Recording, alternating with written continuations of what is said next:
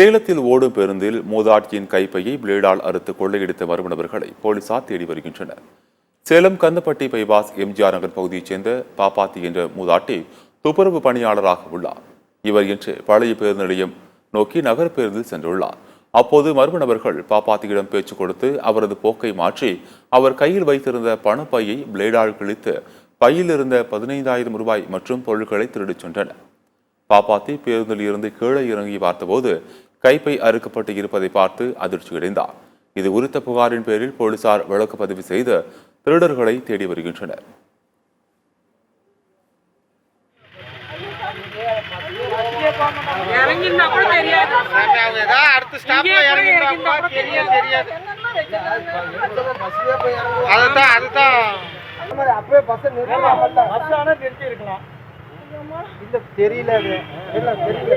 என்ன ஊருமா நீங்க? எந்த பஸ் வந்தீங்க? 13. உங்க பேரு?